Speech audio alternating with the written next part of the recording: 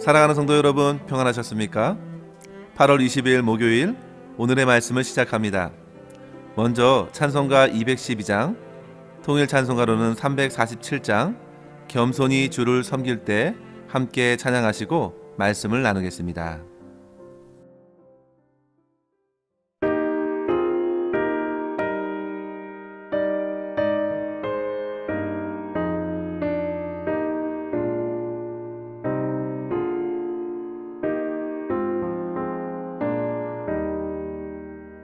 겸손히 주를 섬길 때 괴로운 일이 많으나 구주여 내게 힘주사 잘 감당하게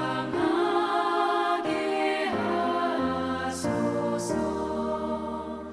인자한 말을 가지고 사람을 감화시키며 갈 길을 잃은 무리를 잘 인도하게 하소서.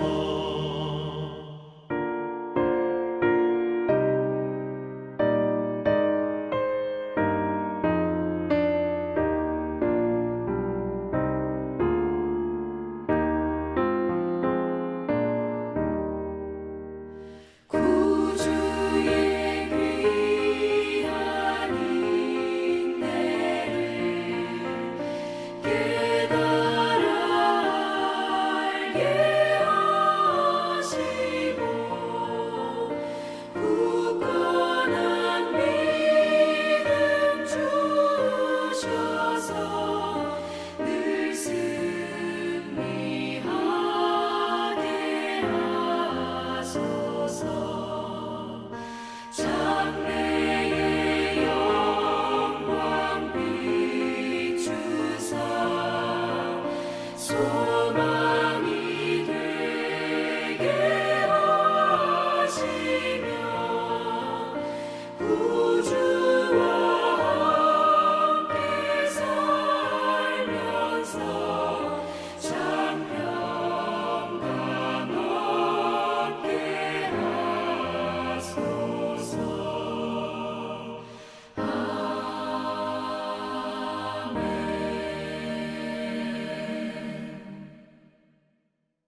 아멘. 함께 오늘의 말씀 로마서 12장 1절에서 5절까지의 말씀을 보도록 하겠습니다. 그러므로 형제들아, 내가 하나님의 모든 자비하심으로 너희를 권하노니 너희 몸을 하나님이 기뻐하시는 거룩한 산 제물로 드리라. 이는 너희가 드릴 영적 예배니라. 너희는 이 세대를 본받지 말고 오직 마음을 새롭게 함으로 변화를 받아 하나님의 선하시고 기뻐하시고 온전하신 뜻이 무엇인지 분별하도록 하라. 내게 주시는 은혜로 말미암아 너희 각 사람에게 말하노니 마땅히 생각할 그 이상의 생각을 품지 말고 오직 하나님께서 각 사람에게 나눠주신 믿음의 분량대로 지혜롭게 생각하라. 우리가 한 몸에 많은 지체를 가졌으나 모든 지체가 같은 기능을 가진 것이 아니니 이와 같이 우리 많은 사람이 그리스도 안에서 한 몸이 되어 서로 지체가 되었느니라. 아멘. 오늘 본문 로마서 12장은 로마서의 구조상 가장 큰 전환을 열어주는 본문이라 할 수 있습니다. 앞서 바울은 로마서 11장까지 소망 없는 죄인들을 어떻게 하나님께서 그리스도 예수의 복음으로 불러주셨는지 그 하나님의 사랑과 능력을 선포하였습니다. 그러면서 우리가 하나님을 믿고 구원을 누리는 모든 것이 하나님으로 말미암는 은혜라는 사실을 감격적으로 고백하며 로마서 11장을 마치고 있는 것이죠. 한번 로마서 11장 마지막 절을 보십시오. 만물이 주에게서 나오고 주로 말미암고 주에게로 돌아감이라. 성도 여러분, 곰곰이 한번 생각해 보십시오. 지금 저와 여러분이 누리고 있는 모든 것은 하나도 빠짐없이 하나님의 원대한 주권 아래에 주어진 것입니다. 모든 만물이 그러하듯이 우리 또한 주님으로 인하여 존재하고 호흡하며 두 발을 땅에 딛고 사는 것입니다. 그리고 결국 우리 모두는 주님께로 돌아가 주님의 판단을 받게 될 것입니다. 이러한 주의 은혜를 깨달았을 때에 비로소 우리는 바울이 고백한 대로 모든 영광을 주님께 돌릴 수 있게 되지요. 그렇다면 성도 여러분, 이같이 감격적이고 놀라운 주의 은총을 깨닫게 된 성도들은 어떻게 살아가야 할까요? 이러한 물음에 대한 대답이 바로 오늘 본문의 내용이라 할 수 있습니다. 이 땅의 성도들의 삶은 한마디로 말하자면 하나님을 믿는 자로 사는 것입니다. 하나님과 관계없이 살았던 우리들은 복음 안에서 부름을 받고 이제는 하나님을 믿는 자가 되었습니다. 이러한 내용은 이미 로마서 1장에서 바울이 복음의 능력을 선포하면서 1장 19절에 증거하였습니다. 오직 의인은 믿음으로 말미암아 살리라. 그렇다면 본문에서 말하는 이 세상에서 믿음으로 살아가는 성도의 모습은 어떤 삶인가요? 첫 번째로 살아가는 성도 여러분, 매일매일 일상의 삶을 하나님 앞에 드리는 삶으로 사는 것, 그것이 바로 성도의 삶입니다. 앞서 언급한 대로 모든 것이 하나님께로 말미암고 하나님으로부터 인해 존재합니다. 우리의 고백도, 우리의 믿음도, 우리의 헌신도 모두 하나님의 풍성한 은혜로 가능케 된 것입니다. 그래서 우리의 공로는 없습니다. 그런데 여러분, 그렇다고 해서 우리가 아무것도 하지 않는다면 하나님의 은혜로 되니까 그냥 살면 될까요? 결코 그렇지 않습니다. 이유는 세상이 가만히 두지 않기 때문입니다. 2절 앞부분에 보시면요, 이 세대를 본받지 말라라고 합니다. 1절과 2절은 이렇게 매우 긴밀하게 연결되어 있는데요, 1절에서 바울은 먼저 너희 몸을 거룩한 산제물로 드리라, 이러한 드림을 위해서는 바로 이전에 나온 대로 오늘날의 세대의 유행을 피해야 합니다. 성도는 이 세대의 풍조와 가치에 따라서가 아니라 마음을 새롭게 하여 변화를 받아 하나님께서 선하게 여기시고 기뻐하게 여기시고 온전하게 여기시는 뜻을 따라 살아가야 하는 것이죠. 성도 여러분, 하나님께서 저와 여러분에게 기대하시는 모습이 어떤 모습일까요? 분명 우리 주님께서는 저와 여러분을 너무나도 잘 알고 계십니다. 코로나로 인해서 안절부절 못하고 답답해서 견딜 수 없는 우리들의 모습들, 경제적으로 그리고 불확실한 미래를 앞두고 많은 걱정과 염려를 안고 있는 우리들의 모습들도 주님은 아십니다. 그리고 코로나로 인해서 우리의 마음이 너무나도 나태해져서 심지어 예배도 놓치고 기도에도 힘을 잃어버리고 그날이 그저 그날같이 무의미하게 보내는 날이 많아진 우리들의 삶을 정말 잘 아십니다. 그렇게 연약한 우리들을 보시면서 오늘 바울을 통해서 말씀해 주십니다. 하나님의 모든 자비하심으로 권면하십니다. 우리가 세상에 있으나 결코 세상에 예속되지 않는 성도로 살아가기는 참으로 버겁기만 합니다. 그러나 그럼에도 불구하고 우리 하나님께서는 여전히 우리를 향하여 풍성한 자비와 긍휼로서 말씀해 주십니다. 너희의 몸을 하나님이 기뻐하시는 거룩한 산 제물로 드리라고 우리를 깨우십니다. 하나님께서 기뻐하시는 것은 어떤 의식적인 예배나 공개된 자리에서 드리는 헌신이 아닙니다. 그보다 세상 속에서 여러 어려움을 겪으면서도 살아있는 성도로서 주 앞에 자신을 드리는 것이죠. 원래 제사에서의 제물은 반드시 죽어야 합니다. 그런데 본문에서는 여기서는 보면 산 제물을 드리라고 합니다. 이것은 육으로는 죽고 영으로 살아있는 성도의 일상의 삶을 말하는 것이죠. 성도들은 날마다 주님의 십자가 앞에서 육신의 정욕의 죽음을 선언해야 합니다. 그리고 성령으로부터 생명을 얻고 살아가는 것이죠. 따라서 성도의 삶은 성령을 따라 사는 일상의 삶으로서 하나님 앞에서 사는 것입니다. 이것이 우리의 최선입니다. 우리에게는 거룩한 것이 없습니다. 그러나 성령께서 우리 안에 내주하시는 한 우리의 몸은 거룩한 성령의 전이 됩니다. 이것이 곧 영적 예배의 시작이죠. 영적 예배는 어떤 신비롭고 신령한 예배가 아니라 우리가 자고 먹고 때로는 놀고 일하는 일상의 삶에서 성령을 따라 살아가는 삶을 주님께 드릴 때 영적 예배는 가능해집니다. 바라기는 모든 성도님들께서 이러한 영적 예배를 드리실 수 있기를 바랍니다. 그런데 세상에서 이러한 예배를 드리려면 언제나 회방을 만나게 되죠. 우리 안으로는 육신의 정욕이 일어납니다. 밖에서는 세상의 시선과 평가, 여러 가지 세상의 유행을 따라가야만 할 것 같은 유혹이 거셉니다. 그렇게 안팎에서 하나님을 예배하기보다는 자신을 기쁘게 하라고, 하나님 말고는 세상에서 인정을 받으라고 유혹하는 것이죠.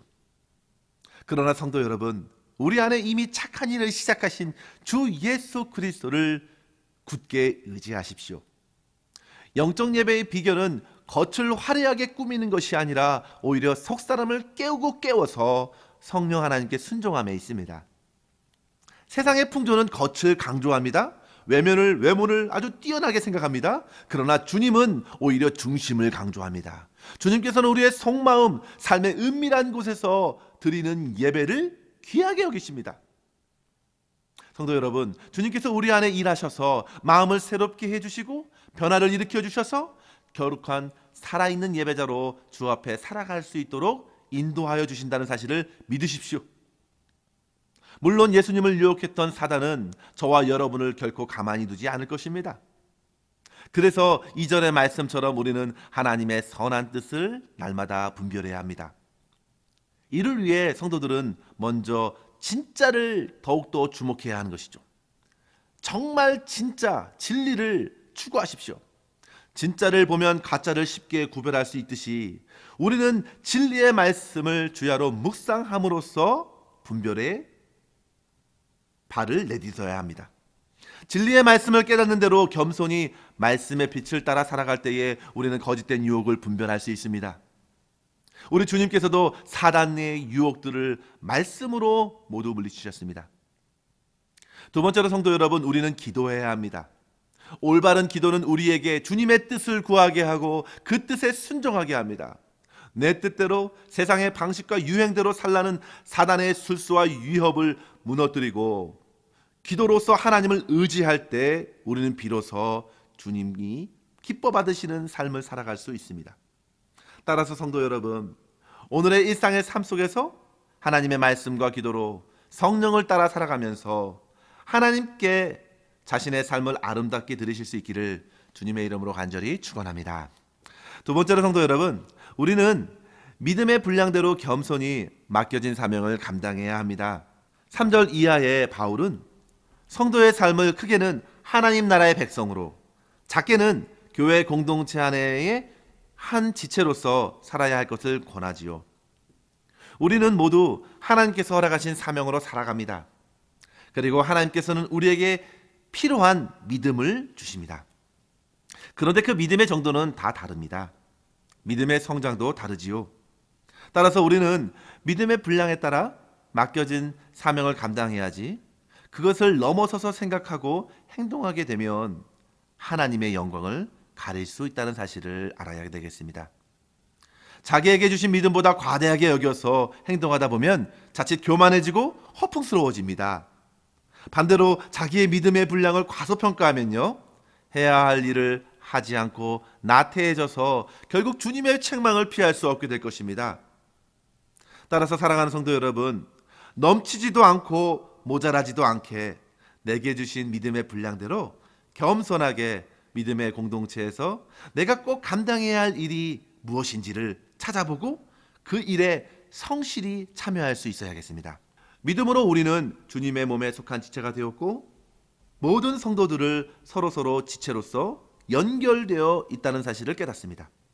어떤 이는 말씀으로, 어떤 이는 섬기는 것으로, 어떤 이는 가르치고, 어떤 이는 위로하는 것으로, 어떤 이는 구제하고, 어떤 이는 다스리고 긍휼을 베푸는 것으로 다양한 사명으로 감당하게 하셨습니다.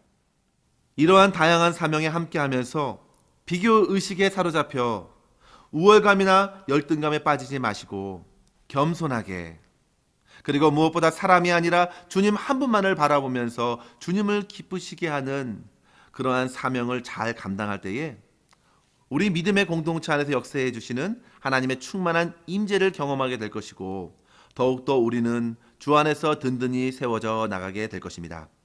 이러한 주님의 은혜로서 오늘 일상의 삶과 맡겨진 공동체 안에서의 사명을 이루고 주님께 영광 돌릴 수 있는 저와 여러분 될 수 있기를 주님의 이름으로 간절히 축원합니다.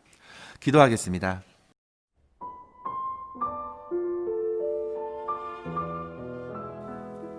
사랑과 자비가 풍성하신 하나님 아버지, 오늘도 어김없이 우리의 영혼을 깨우시고 주님 앞에 살아있는 예배자로 불러주셨음에 감사합니다.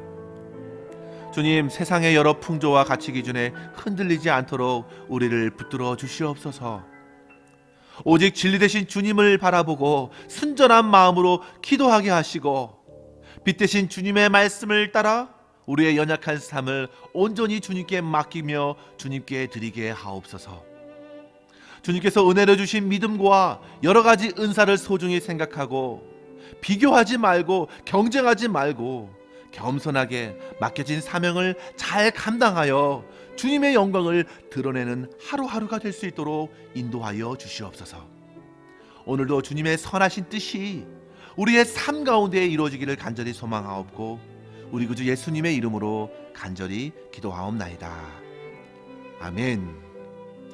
사랑하는 성도 여러분, 오늘도 주와 함께 승리하시기를 간절히 소망합니다. 감사합니다.